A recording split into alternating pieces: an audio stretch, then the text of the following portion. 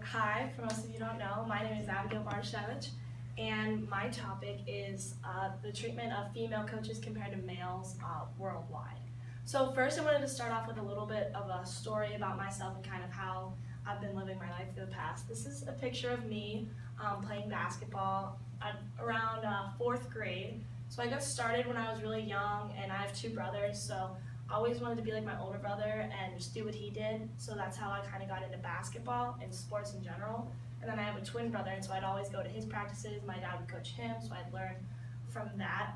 And then basketball has just kind of been how I lived my life. I've never been like the brainiac kid in the classroom at all. I've never been great at that, but like basketball was always my strength. So I was kind of fell back on that. It's been my passion, everything that I've been doing. It led me to Mount Union. So then throughout my journey I've learned a lot, but now it's like senior year coming to a close. Where do I go next with basketball? And so my plan after graduation is to get a graduate assistant coaching somewhere to get my master's while still pursuing a career path that I'm very much interested in.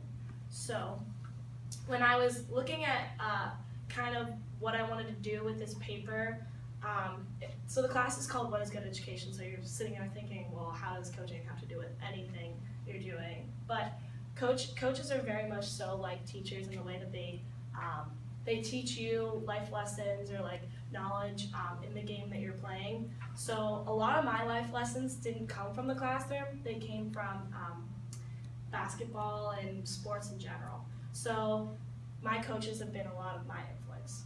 So I wanted to research more on female coaches since I'm a female, and I started to think when I'm looking for graduate assistants, well, there's only so many GA spots, and then I'm a female, so then I have to go look for female spots, and I'm like, well, why can't I go look for male spots? And I just thought, wow, I never even considered coaching males, because would I even get an interview? Would I get hired? Like, would that be a waste of time in general? So I was like, I want to do a little more research on that. So what I kind of started to dive into was generally females in sports. And so the first thing I talked about in my lit review was Title IX. And I don't want to dive too much into it. There's a whole big part of it, but basically there's a 3-pronged test, and each university or high school has to go by this test. And the main one that was discussed a lot in my paper was how schools have to have a proportionality test, and that's like there has to be a certain amount of female sports and a certain amount of male sports. And then so there's been a couple issues with Title IX, and it's slowly, progressively getting better. And through my interviews, even some people don't even know what Title IX is. So I really think that is a huge issue. But then I went on to talk about gender in the media, and that's a picture of Brittany Griner. If you don't know her, she plays in the WNBA, and she played for Baylor. And there was a huge controversy with her as to whether she was a male, even though she's a female playing female sport, but she's one of the few women that can dunk. So it was a huge deal, like, oh, well, she must be a man if she can do that. And I found that very interesting. There was also a Sports Illustrated picture of Candace Parker, and she played for Tennessee basketball, and she was in the WNBA.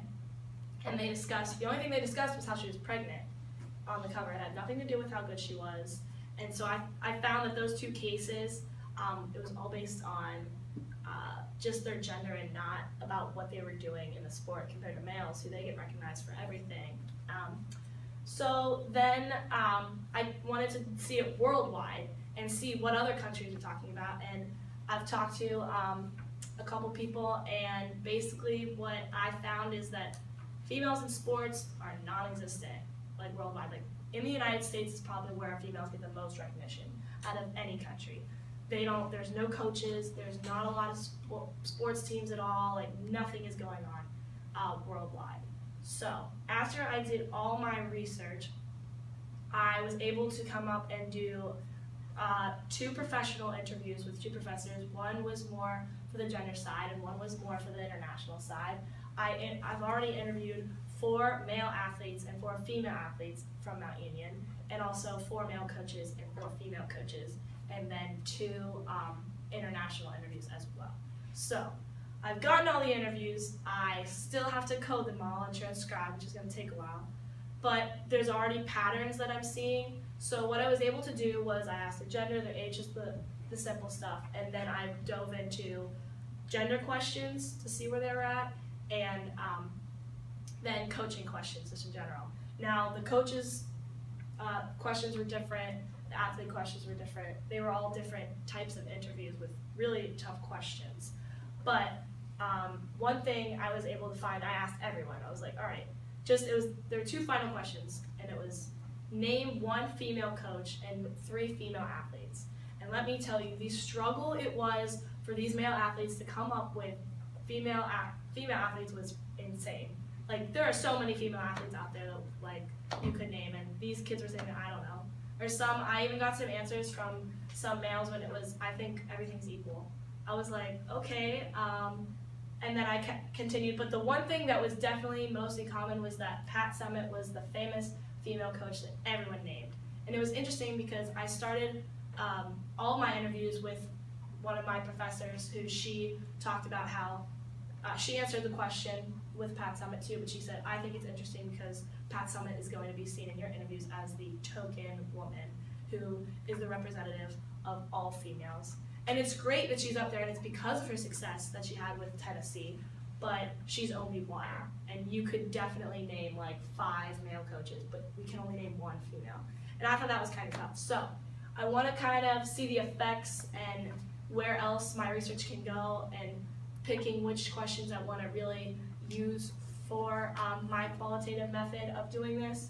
But all in all, I'm already taking parts of these interviews and taking them to heart because of the way I want to go through my career path as a coach.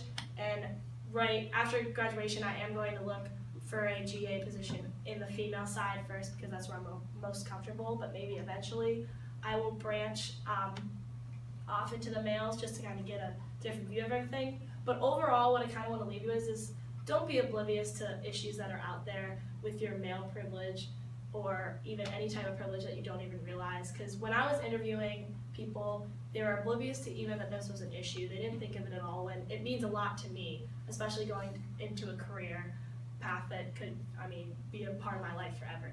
So thank you, and we've got my